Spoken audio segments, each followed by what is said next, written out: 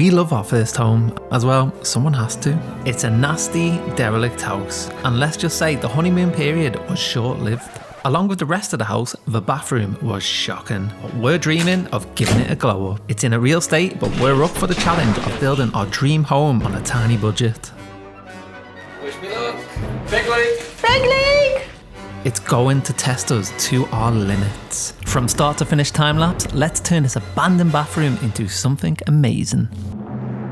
The big problems we started with were damp, a leaking bath causing rotten joists, the dodgy decor, and worryingly walls made of sellotape. So we started with some major demolition.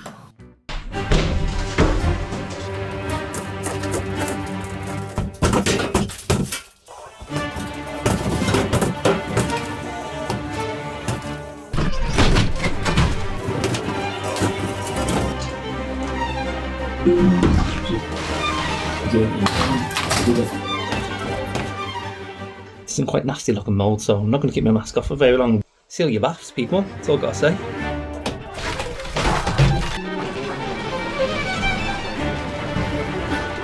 This person is because she could be.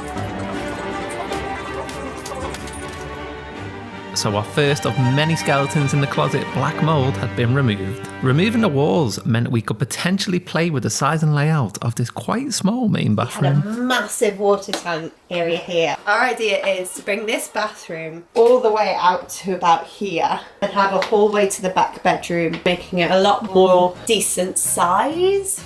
Room size planned out, we next unfortunately realised the original floorboards were shot. So we needed a new floor. The 1800s floorboards still put up a fight, and the bad joists were either replaced or sisted. We added ply to the whole floor, with the bathroom area having marine ply. Now you might have noticed a massive new crack on our sidewall. This was formed after the steels in the kitchen extension were put in, so rather begrudgingly, we decided if we were going to do it right, it needed knocking down. Now this does have benefits, as we can rebuild with a cavity wall to help with the damp problems and insulation. Propping up a house on acros while you take down a wall is obviously quite a daunting thing to do. All things structural, we made sure to use the advice from the builder who did our steels. In the end, it was actually a really fun job to do. Who doesn't love a bit of demolition? And if you're wondering where all the bricks and mortar are disappearing to, we just dropped them straight down into the kitchen for easier removal with a wheelbarrow. And what a mess that made.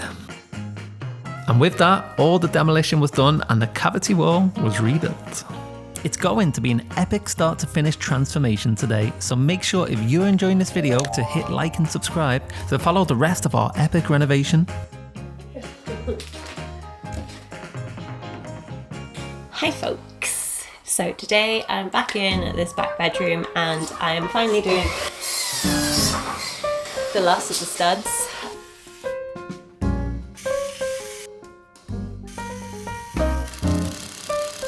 We left the ceiling exposed and built the stud frames up to it, helping give a small sized room a more roomy feel.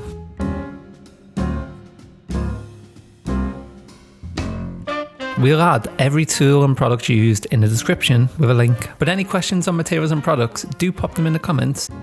One of our objectives in the house overall is to improve the amount of natural light. We cut out the hole for an electric Vacro skylight. Link for this skylight is in the description. And remember this old dingy room with the pokey square window? Well, this was the first part of the room to complete its glow up. I love it. Yeah. We opted for a classic looking stained glass round window. It's the first stamp of the timeless look we hope to achieve by the end of this bathroom renovation. Next problem to solve was insulation. The original ceiling rafters were pretty thin, not deep enough to fit the required insulation with air gap for building regs. We added extra batten where needed, creating space for 75mm hard PIR insulation with a 50mm air gap. Multi-foil was then added, which has excellent thermal properties. These layers of insulation will lead to a much more stable temperature all year round.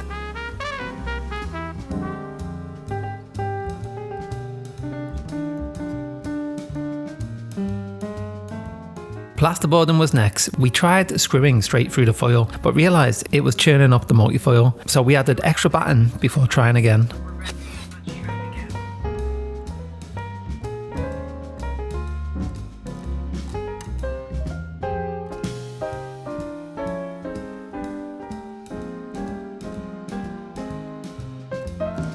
Being in a room with high moisture, we used blue plasterboard, which is moisture resistant.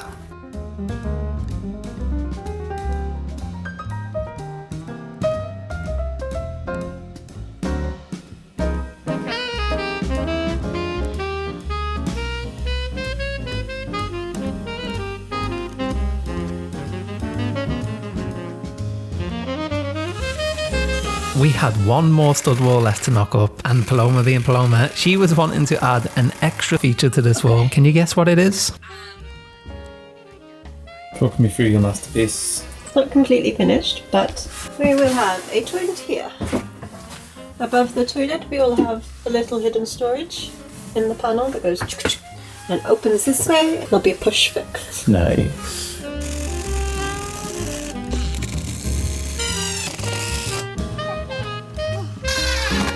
We were meant to have the plasterboard all up ready for our plasterer Clint the next day, but we'd obviously fallen behind. He was kind enough to jump in and help us finish the plasterboard much faster than we could, in all honesty, so we could start slapping on that plaster. This freed me up to install the waterproof niche on the shower wall.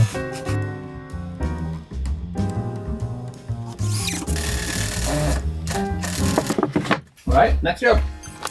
Angled beads were stapled to the plasterboards for clean corners, and scrim tape added anywhere we had edges of the boards hitting each other, which helps prevent cracks from forming in the final plaster. I haven't even done my hair. Later in the reno, Clint did teach us to plaster, but at this point, we were very happy to watch. Watching a good plaster work is super satisfying, and it always transforms a room from rough and ready to a room with the end goal in sight.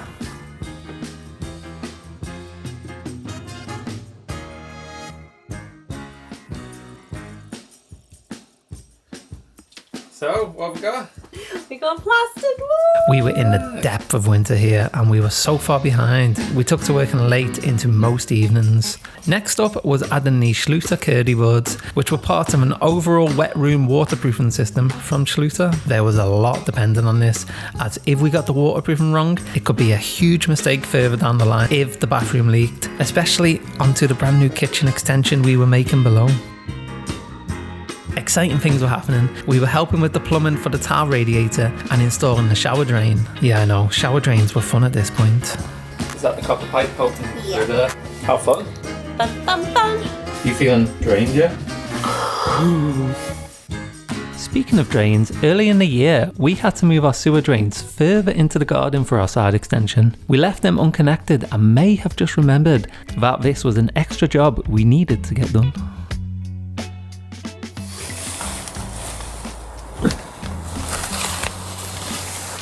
Done. So this is what's running under the kitchen, and it's our sewers for our toilet and our shower and our sink. We connect this up and then we're good to go.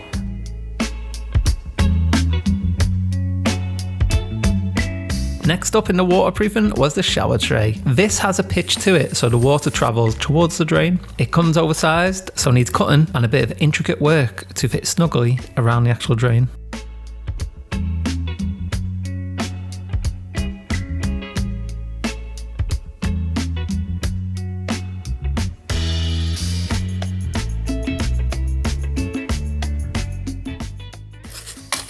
Hi there. Hi! How you doing? Cutting a hole in our floor. I'm in the kitchen. I've got plywood in my eyeballs. Oh my god, look at this. This works! Got a drain? Got a drain! The orange wall boards are secured and connected with special metal washers. Then Curdy Col L adhesive, again from Schluter, is added over these areas. A collar is then added on the adhesive and stuck down, all adding to the overall tanking of the room so no sneaky water can seep through.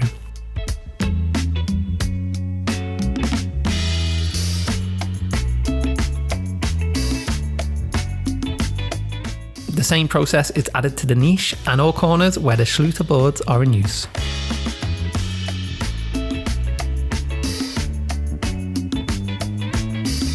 Pretty good, actually.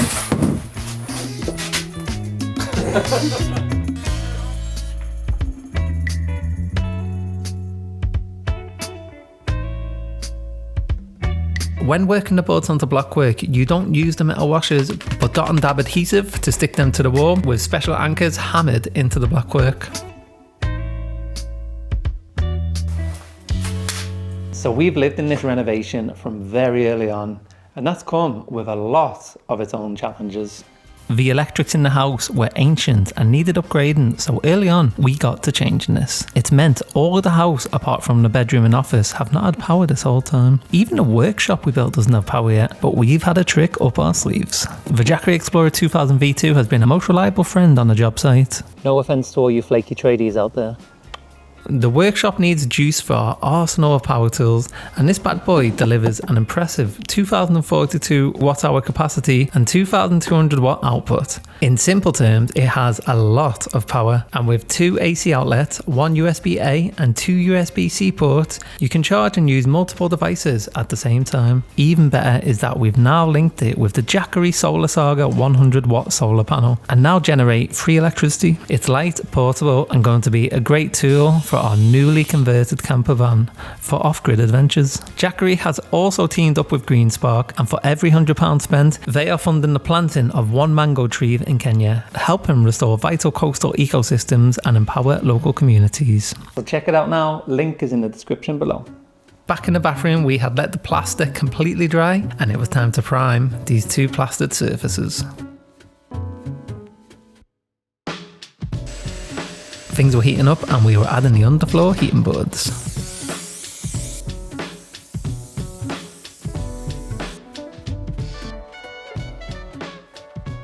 This area of the house will have 2 independent underfloor heated areas, the back room on its own, with the hall and bathroom connected as one. We're installing the wondered rapid response system. It's water-based but does not sit in a bed of fixed screed, so can be retrofitted into just about any house renovation. Some areas required a bit of routering to make space for the pipes to run to the correct configuration provided. Laying the pipes is pretty straightforward, following a planned route. There is a bit of a knack to it though, as you heel toe the pipe into the channels, being vigilant not to kink any of the pipes. We ran the ends of the pipe into the area the manifold is going to live, and then primed the bathroom area ready for a thin layer of self-leveling compound.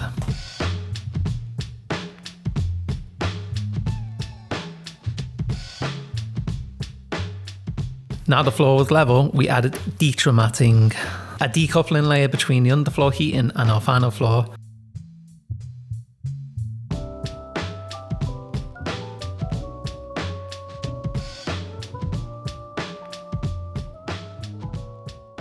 The last bit of waterproofing collars were added, and then it was finally onto the sexy part of the bathroom, tiling.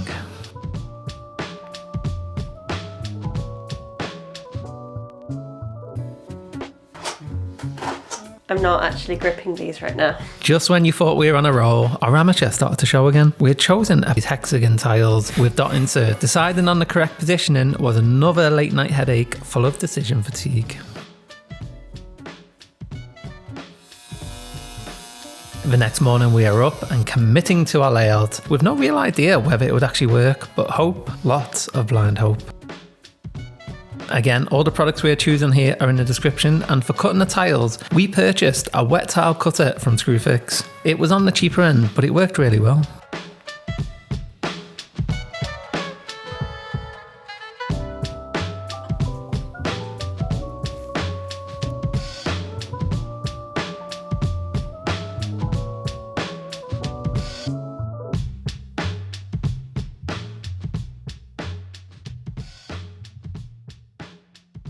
We really got into the flow with the floor tiles, and we're loving the timeless quality they were adding to the room. We used 8mm spacers and these leveling clips to help the consistent spacing and level of the floor.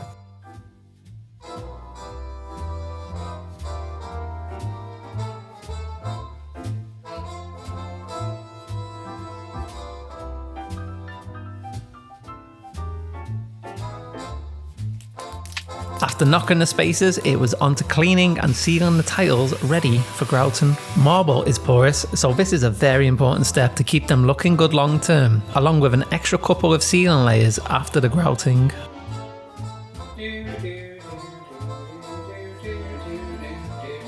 Grouting does feel counterintuitive as you are literally putting muck all over the newly laid tiles, but it's very easy to mix and install and just as easy to clean up as you go.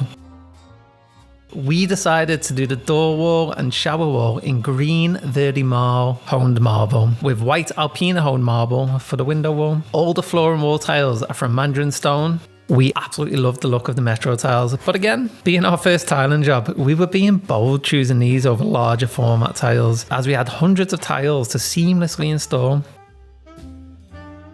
First wall done, we grouted it so we could get the shower plumbed and installed as soon as possible. Just to note, our most exciting project, the kitchen extension, is also in full flow right now with side return extension, big red windows, limestone floors, building our own island and backbench seating. Now is the perfect time to hit subscribe, especially if you're watching this on your TV, so you can follow along for free and watch the rest of this crazy DIY renovation come to life.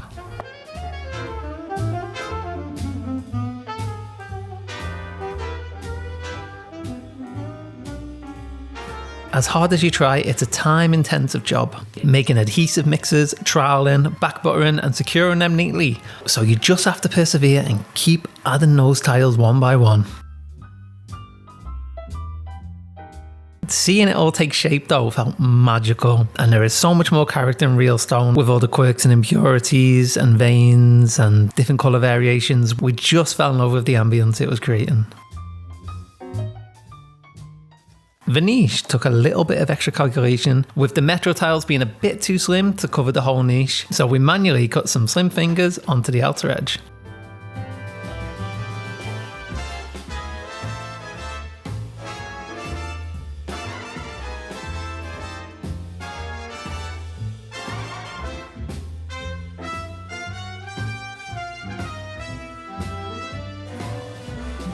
We blitzed through the grouting and just look at that, hopefully waterproof, niche wall.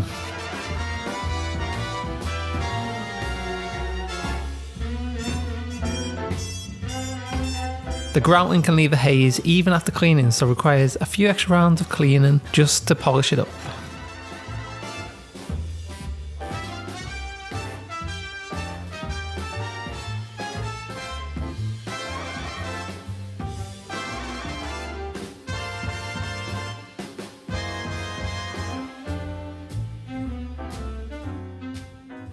The last bit of tiling was on the backsplash. We cut a bit of trim from the marble skirting we installed to finish this.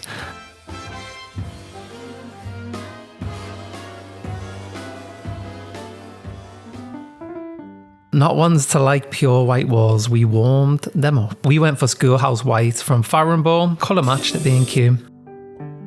We kept to a traditional look for all our appliances and hardware, all from Burlington with brass finishes, which we felt looked like they always belonged in the room. What do you think? Oh, it is soft close. We're getting so close here, but we had another headache with the round window. We didn't know how to finish it, with a tiled border or maybe a different way. We opted for this quite interesting flexible wood. It comes in a straight length. Paloma used a heat gun and bent it into a circle and then fusing it together. Now isn't she clever? We micro cemented inside here, but should we have tiled it in the end, do you think?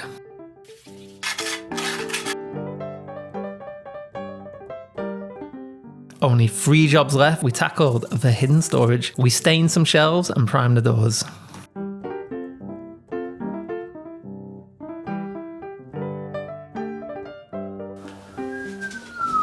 No way. Paloma did have a few fights with the doors to make them work correctly, using special Blum hinges linked below for the correct door, pivot and finish. But having this hidden storage made the room feel very bougie.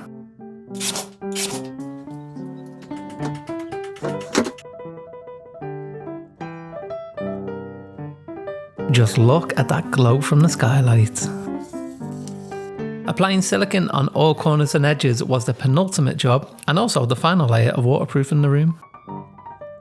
And to finish, the Pierre la Resistance, the Burlington Avon exposed shower, a real piece of classic brass beauty.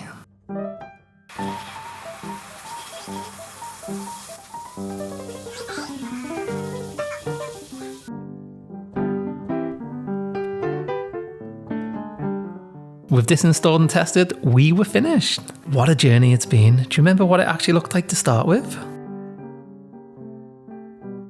From dark, dingy, mouldy, and an interesting shade of violet, we've totally transformed this space. Ready for the tour? Oh, hi. Come on in. We have a bathroom. It may have taken us 6 months, but it has come a long way from tragic to magic. Here we are.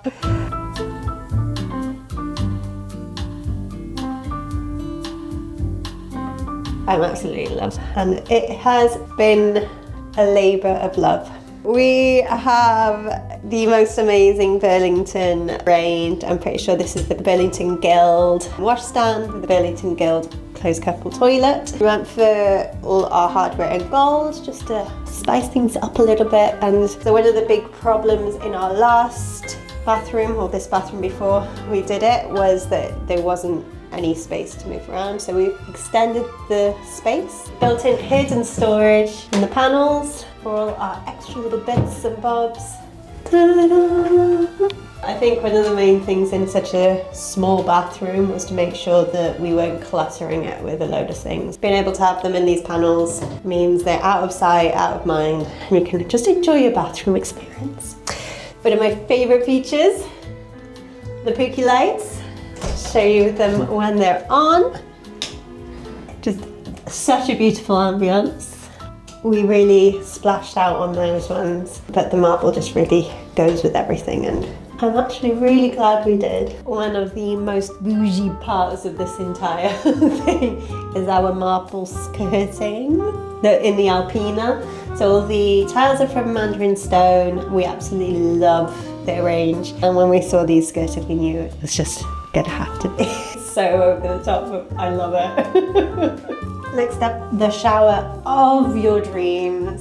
We ummed and ahed about having a bath, having loads of things, but we ended up going for a walk-in shower with a tiled shower tray. It makes the room feel much bigger than it would if we were topping it off with a different material. Everything was wet room standard, so we could have chosen not to have a door, and was really tempted because of how small the space is, but we found this rimless shower screen that just works perfectly, and it actually is so clear you can kind of see everything through, and it doesn't really impact the space. It just saves the rest of the floor being soaking wet.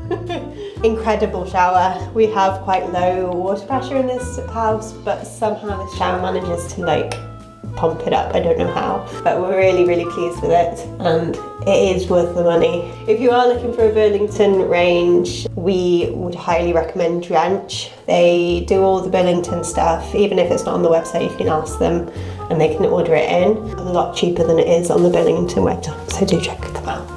So we just want to say thank you for watching. We are actually already full flow with the kitchen at the moment, so if you're not subscribed already, hit that subscribe button, because this is not one you want to miss. It's the most exciting time to join us, and it's gonna be epic. So see you next week, and bye bye.